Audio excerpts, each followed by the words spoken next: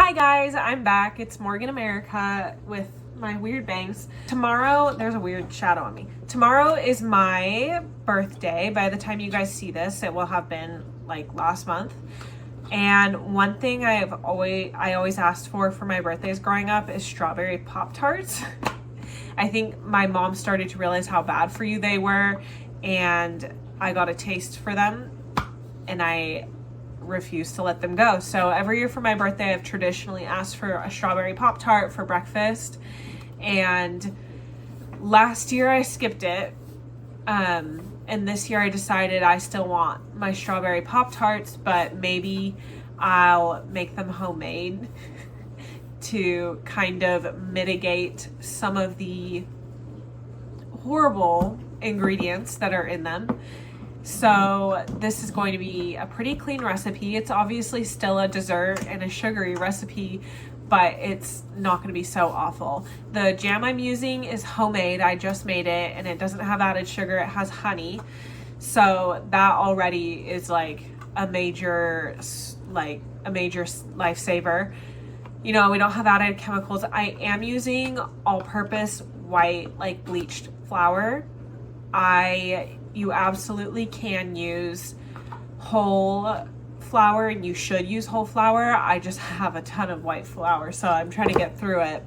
If you use whole white flour, use a soft white wheat berry. I can link that in for you guys because this is more of a pastry. You're going to want to use soft white. I'm pending. One sec. Okay. The other ingredients are pretty good. Butter, salt, flour. There will be a little bit of sugar. We're going to do the frosting on it. So it's not like it's a sugar-free recipe by any means, but this is going to be a lot healthier. So if you have a kiddo who loves Pop-Tarts, but you feel guilty giving them Pop-Tarts all the time, or maybe you want to treat them, they want Pop-Tarts more often than an occasional treat, or you just want one for yourself, this is going to be a good option.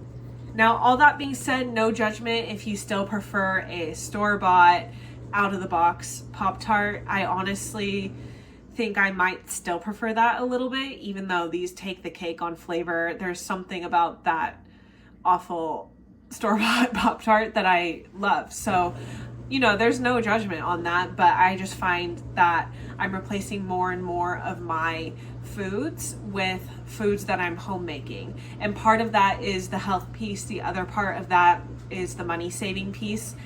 And although honestly, they might be cheaper to buy at the store, they're so crappy. And another part of that is the self-sufficiency piece and just learning that I can do this and I don't need to buy everything pre-made convenient at the store. The store is great for convenience, and those of us who don't have time or it's not a priority to make fresh food in our home all the time, or it's really, really great for those of us who I mostly make fresh food, but sometimes I'm tired. I still work like 10-hour days every day, so I don't always want to make something, and so I still love the store. And on top of that, I'm just learning to garden, so I'm always using the store for produce. I try to use what's in my garden first, but sometimes I mess up and I ruined my tomatoes and I just want tomatoes off the vine from Costco. Then who cares? So no, please don't feel like I'm like bashing you for wanting a store-bought Pop-Tart. I just find I'm trying to make more things at home. It's better for me. It's better for my lifestyle. It's better for my family. But sometimes I get McDonald's. And that's how it should be. We're going to first and foremost start with our ingredients for the crust. You're going to want 3 cups of flour, 2 sticks of cold, salted, cubed butter. So just buy salted butter, keep it in the fridge, cube it. Put aside a cup of iced water and splash a half tablespoon of vanilla extract on it. Some pastry chef somewhere is going to lose their mind at me for the way I'm making these, but the reality is we're not making these to be a famous pastry chef. We're making these for ourselves to enjoy at home easily and deliciously. A lot of people, in my opinion, try to make that crust a little too pastry and fancy, but if we're trying to mimic the crappy low-cost Pop-Tart flavor, I find that the vanilla actually balances it a little bit. So I don't know, nobody get on me about that. This is for us, not anybody else. Again, I know some pastry chef somewhere, like I said, is going to be so mad at me for this entire recipe, but I actually use a whisk attachment whenever I'm making pastries instead of a hand pastry cutter.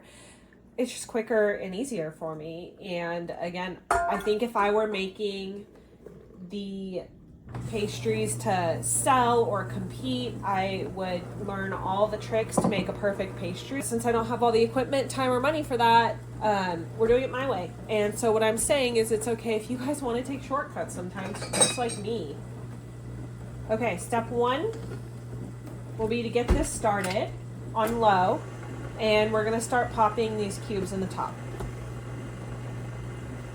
Okay, now this is about fine. Those butter chunks are a little bigger than I'd like, so I would from here mix just for like another minute or so on like low, and then we're gonna go ahead and add in the vanilla water mixture. Okay, we're gonna do that one more time. Here's our vanilla water mixture. See how I haven't really mixed it? I would leave it that way because we want more of the vanilla, but you can mix it if you want.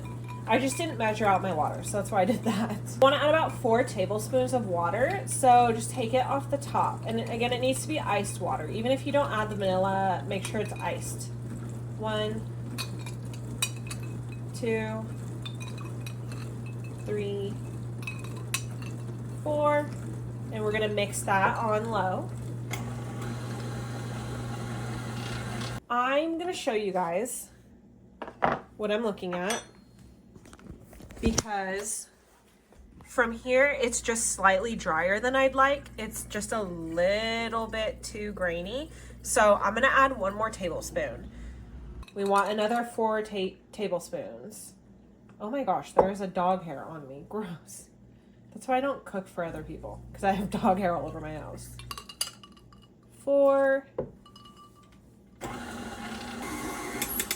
Now that the dough has formed, we're going to transfer it to a lightly powdered sugared surface. This is our dough, just put it on, and we're gonna roll it kind of into a circle. It doesn't have to be super flat because we're actually gonna refrigerate it right now, but we just kind of wanna work it down a little bit.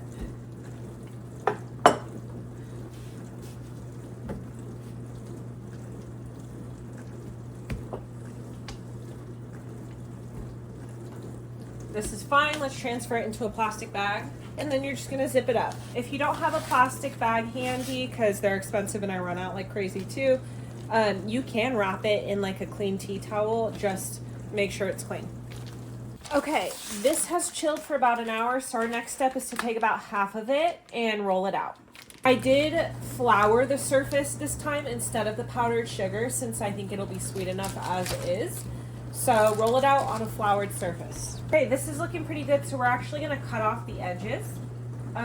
Most people use like a rolling pastry cutter or like pie cutter. Again, I don't agree with buying fancy equipment if you're not a professional and not gonna make it every single day. So we're gonna use a knife like a normal person. Our goal is to cut out 8 rectangles, like kind of in a Pop-Tart shape. And you can just toss the extra dough. You can reuse it later or whatever. It's in half. These are a little more square than I prefer, but that's okay. I'm gonna roll them out a little bit more. Okay, this is looking good. I don't know how well you guys can see this, but you can make them longer if you want. I'm not here for the aesthetics. I'm here for a Pop-Tart, so this is fine. This is my homemade jam. I will link the recipe below, but any strawberry jam will do for this part. Mine is a little runny because I did make it fresh not long ago, and it hasn't fully set because I never put it in the fridge. But you kind of get the idea. You're gonna lay it out and not go all the way to the edges. Set this in the fridge. We're gonna roll out the rest of the dough so that we can put the top layer on. Let's roll out the second rectangle. Okay, we've got our additional layers, so from here we're going to put them on top and use a fork to squish down the edges. so at this point, we're going to actually put these in the fridge for a few minutes. We're gonna make an egg wash and we're gonna preheat the oven. Okay, our oven is gonna preheat to 375. In the meantime, we're gonna make an egg wash. You literally just pop an egg in here and whisk it really good for a couple minutes until it's kind of airy and fluffy.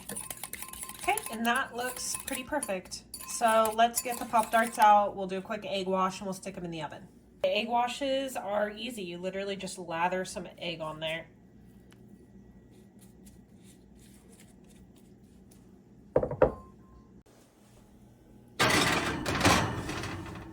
While the Pop-Tarts are baking, we're gonna make the frosting. So you're gonna take about a half a cup of powdered sugar with about a tablespoon of milk. It's a little more. And then just like a teaspoon of vanilla, and I'm just gonna eye it. I always go a little heavy on the vanilla. You're just gonna mix it, and if it's too runny, you'll add like a tablespoon of powdered sugar at a time. If it's too thick, you're gonna wanna add like just a teaspoon or even a half a teaspoon of milk at a time until you get the consistency that you like it at. After some mixing, this is the consistency I was looking for. The glaze on the Pop-Tarts that we get from the store, I noticed, are a little thicker than the ones in the glaze recipe I normally make. So I actually added about another half cup of sugar to this to make this like really thick, kind of fun, chunky glaze. Okay, other than the excess jelly burnt on the pan, these look really good. There are no burnt edges. If you're looking at charred stuff, it's just from the extra jelly that fell out.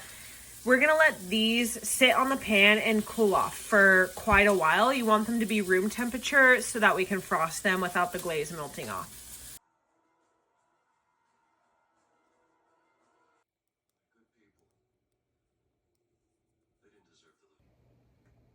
This is the moment of truth. Let's try it.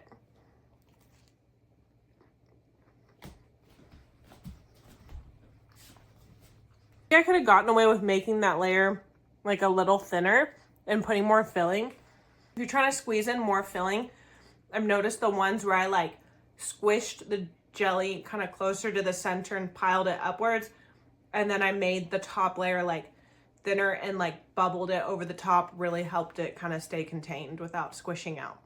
It's not quite to that perfect Pop-Tart flavor. It's still a little like pastry heavy, but we're getting there. And one day I'll give you guys a recipe that's like a perfect replica.